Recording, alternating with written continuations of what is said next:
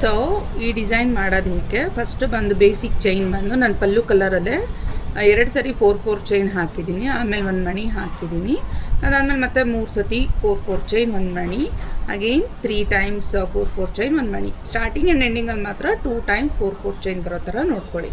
ಅದಾದಮೇಲೆ ಸೊ ಸ್ಯಾರಿ ಕಲರ್ನ ನಾನು ಇಲ್ಲಿಗೆ ಲಾಕ್ ಮಾಡ್ಕೊಂಡಿದ್ದೀನಿ. ಲಾಕ್ ಮಾಡಿ ನಾವೇನು ಫಸ್ಟು 4 ಚೈನ್ ಹಾಕಿರ್ತೀವಲ್ಲ, 4 ಚೈನನ್ನು ಹಾಕಿ ಕೆಳಗಡೆ 4 ಚೈನ್ಗೆ ಅದನ್ನು ಲಾಕ್ ಮಾಡಬೇಕು.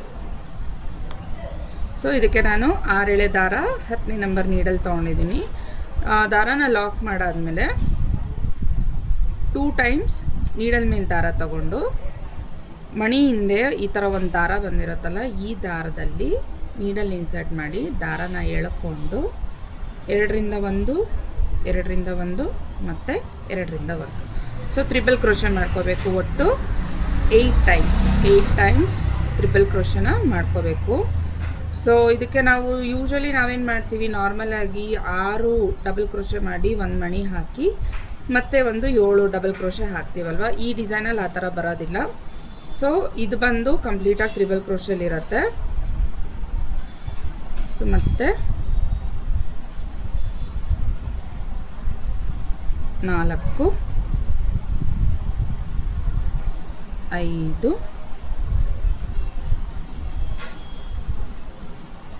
6 ಇಲ್ಲಿಗೆ ನಾವು ಸ್ಟಾಪ್ ಮಾಡೋ ಹಾಗಿಲ್ಲ. ಯಾಕಂದರೆ ಇದು ನಾವು ತ್ರಿಬಲ್ ಕ್ರೋಶೆ ಆಗಿರೋದ್ರಿಂದ 6 ಮಣಿ 7 ಈ ರೇಷಿಯೋಲಿ ಏನಾದರೂ ನಾವು ಹಾಕಿದ್ರೆ ಸ್ಲ್ಯಾಂಟು ಮಲ್ಕೊಳಂಗೆ ಬಂದ್ಬಿಡುತ್ತೆ. ಸೊ 8 ಸಾರಿ ನಾವು ತ್ರಿಬಲ್ ಕ್ರೋಶೆನ ಮಾಡ್ಕೋಬೇಕು. 8 ಸಾರಿ ತ್ರಿಬಲ್ ಕ್ರೋಶೆ ಆದಮೇಲೆ ನಾವು 3mm ಮಣಿನ ಹಾಕ್ಕೋಬೇಕು.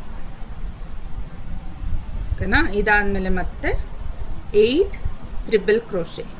ಸೊ ಇದಕ್ಕೆ 6 ಮಣಿ 7 ಕಂಬಗಳು ಬರೋಲ್ಲ, ಡಬಲ್ ಕ್ರೋಶೆ ಅಲ್ಲ ಈ ಡಿಸೈನು.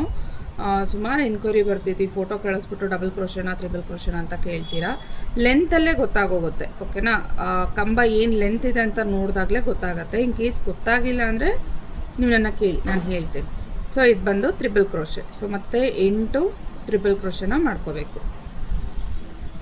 ಇದರಲ್ಲಿ ಈಕ್ವಲಾಗಿ ಬರುತ್ತೆ, ಮಣಿ ಆದಮೇಲೆ ಆ ಕಡೆ ಈ ಕಡೆ ಈಕ್ವಲಾಗಿ ಬರುತ್ತೆ. ಏನಕ್ಕೆ ಅಂದರೆ ಕಂಬ ಉದ್ದುದ್ದ ಇರೋದ್ರಿಂದ. ಓಕೆನಾ? ಇದು ಚಿಕ್ಕ ಕಂಬ ಅಲ್ಲ, ಡಬಲ್ ಕ್ರೋಶೆ ಅಲ್ಲ, ಒಂದು ಕಂಬ ಎಕ್ಸ್ಟ್ರಾ ಹಾಕೋದಕ್ಕೆ. 6 7 8 ತ್ರಿಬಲ್ ಕ್ರೋಶೆ ಆದಮೇಲೆ ಇದನ್ನು ಪಕ್ಕದಲ್ಲಿ ಈ ಥರ 4 ಚೈನ್ ಇರುತ್ತಲ್ಲ, ಈ ಎಂಡಿಗೆ ಇದನ್ನು ಲಾಕ್ ಮಾಡ್ಕೋಬೇಕು. ಲಾಕ್ ಮಾಡಿಕೊಂಡು ಮತ್ತೆ 4 ಚೈನ್ ಅದನ್ನು ಕೆಳಗಡೆ ಇರುವಂಥ 4 ಚೈನಾಗಿ ಲಾಕ್ ಮಾಡಿ ಡಿಸೈನ್ನ ಇದೇ ಥರನೇ ಕಂಟಿನ್ಯೂ ಮಾಡ್ಕೊಳ್ಳೋದು.